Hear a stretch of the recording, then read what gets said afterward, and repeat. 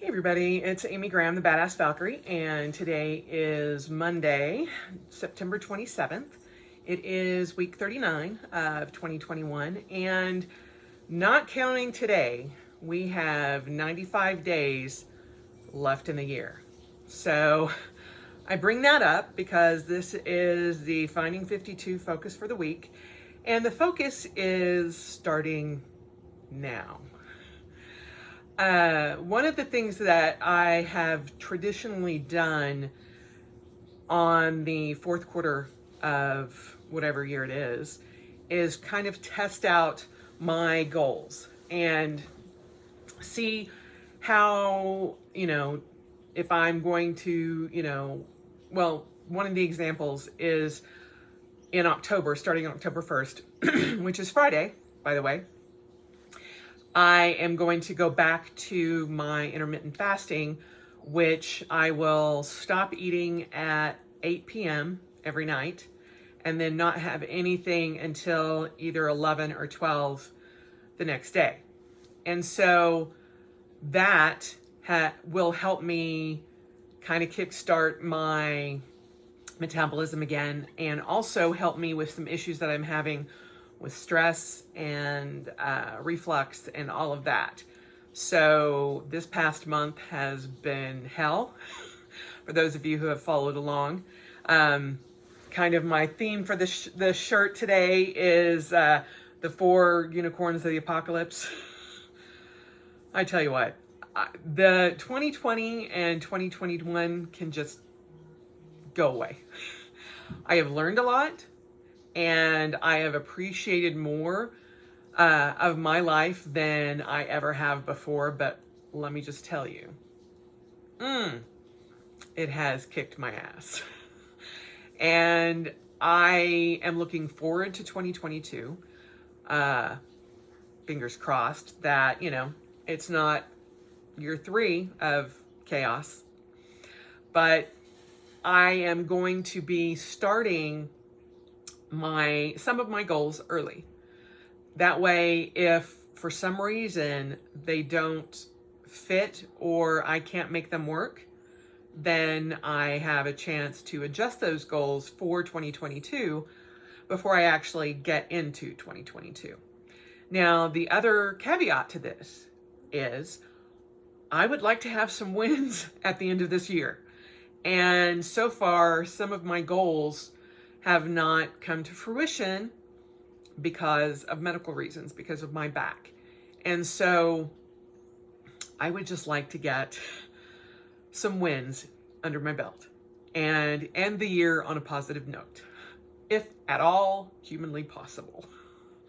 So I am going to set some goals for the last quarter that are attainable, that are not reliant upon, my physical well-being. Because the situation with my mom and my physical situation are precarious at best right now.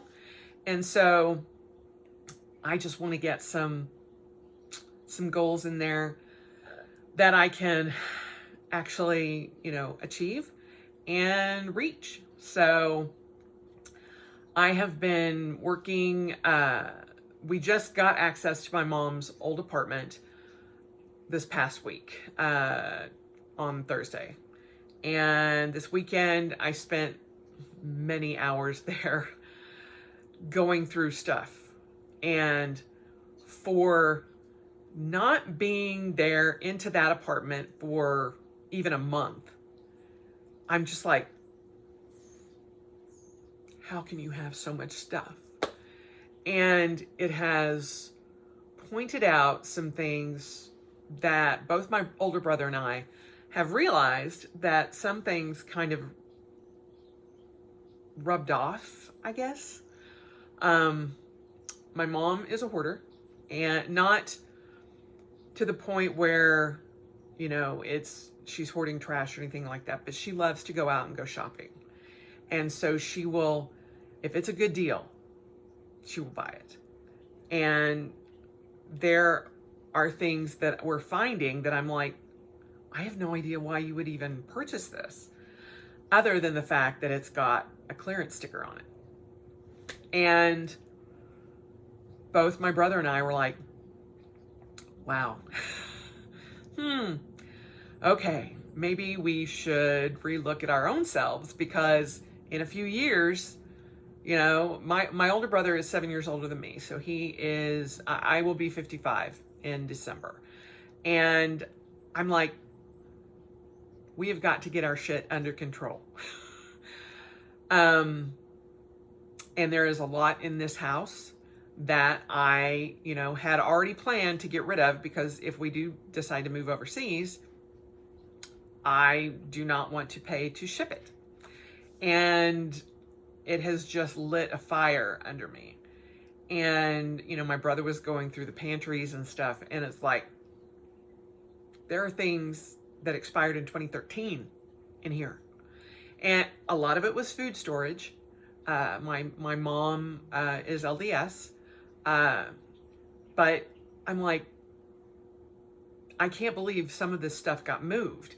And my brother and I have moved my mom throughout our entire lives, probably 25 times. And that's my mom's go-to. If something is going not the way that she planned, or her narcissistic behaviors are not going the way she would like them to go, she up and moves. And it was not something that we recognized in our youth, but now it's like, Mom, you've moved 4 times in the past 5 years. One time we actually moved her to my brother's house because she swore up and down that she was never going to live with her then husband at that time ever again. Within 3 days, she was back. And I cannot tell you how upset both of us, all of us were actually, because my husband, my younger brother, my older brother and I, and my younger brother's partner all moved her. And then 3 days, she's back. And so she did not contact us when this last move happened. And so her husband's family moved them and helped pack. And I was talking to my older brother going, you know, I think the reason she didn't tell us is because we would have seen a lot of this stuff and been like, Mom, what's going on? Because it has evidently exponentially gotten worse, and especially with her dementia. And so, you know, I can understand throwing away hundreds of dollars worth of food or whatever, you know, over a course of time if you're cleaning out your freezer or whatever. My brother and I literally threw away thousands of dollars worth of stuff that was not usable, was just junk that you couldn't donate. And I'm just like, why? And when we were coming back from the last trip to the dumpster, I'm just like, this is why she didn't tell us, because we would have never moved any of this. I said 90% of this stuff should never have been moved. And when we went into their apartment for the first time, both of us trying to help them, it was so full of boxes that you could barely move around. And I'm just like, wow. And at that point in time, we're like, okay, why didn't you have us come help you? Oh, no, we can do it. We can do it. Don't worry about it. And we're like, Mom, you can't. You can't. Okay, your husband can barely move. And so, all of that being said, there are things that both my older brother and I recognize in ourselves. And we're like, no. So I have an entire craft room downstairs that there, in some of the closets that are in there, I have not touched anything in that closet in years. I've moved it and reorganized it, but not used it. And I'm like, no. So as I am, going through stuff yesterday, I'm like, nope, that's going on the list. That's going on the list. That's going on the list. And I'm like, I am not doing this. I am not subjecting any of my family to what I'm going through now.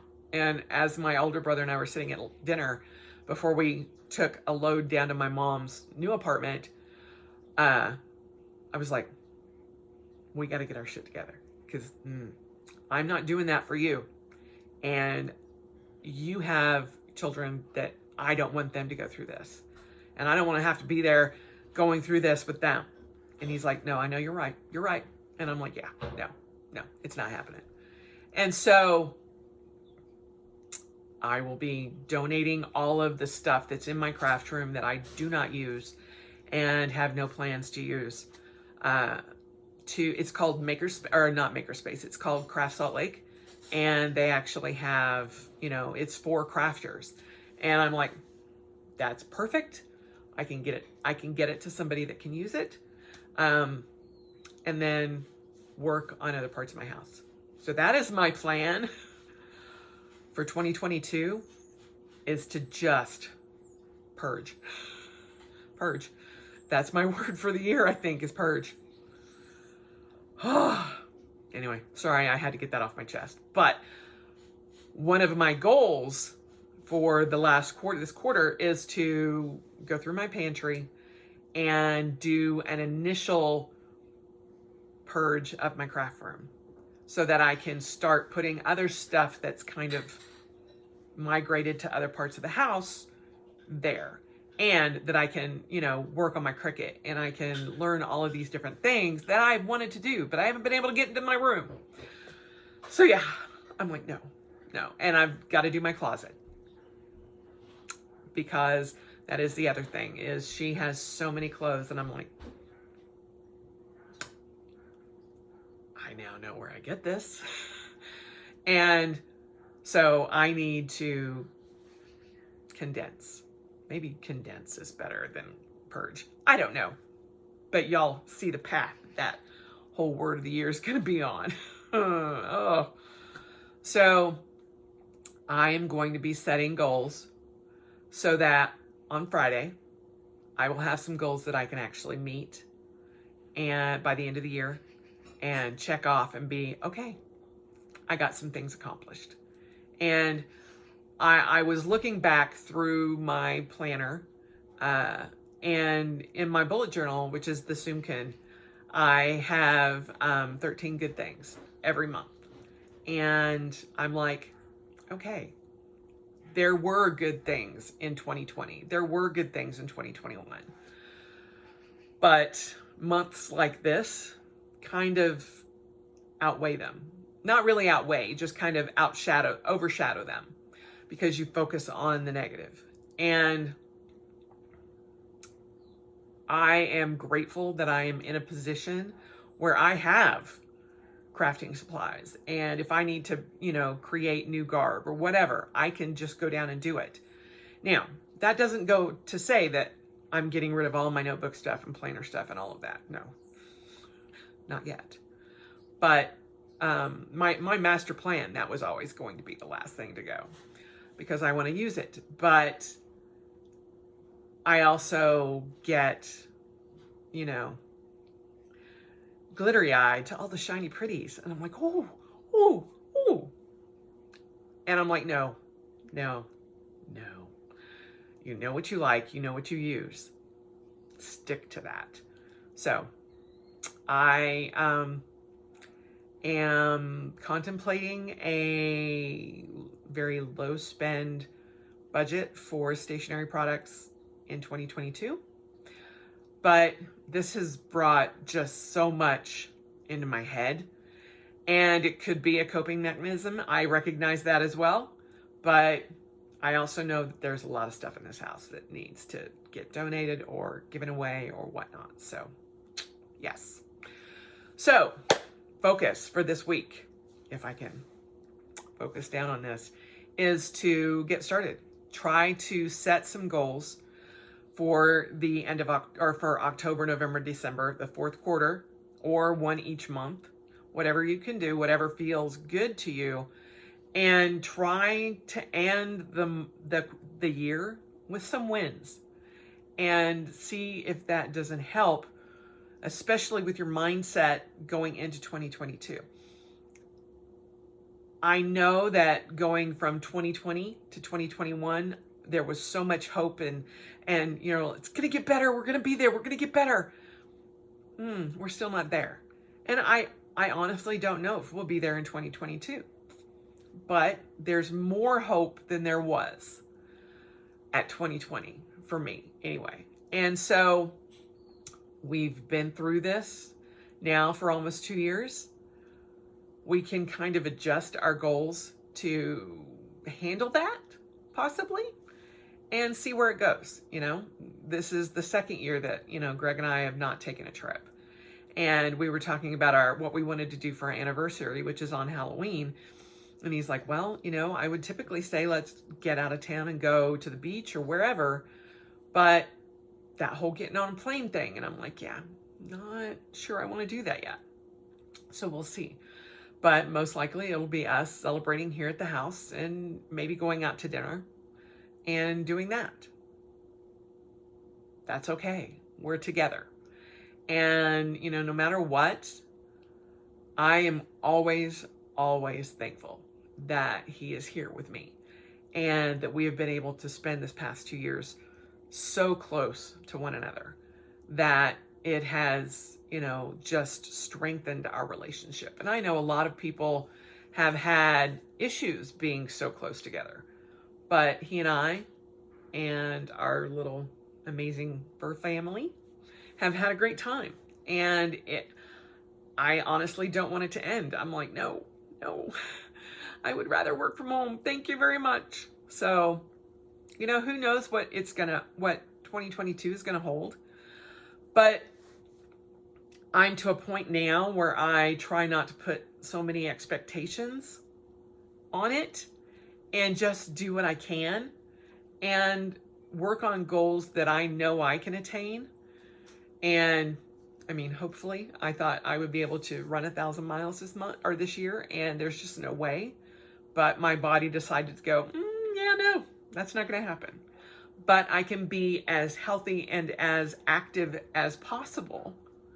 So that is a good goal for me, to be as active and as healthy as I can be.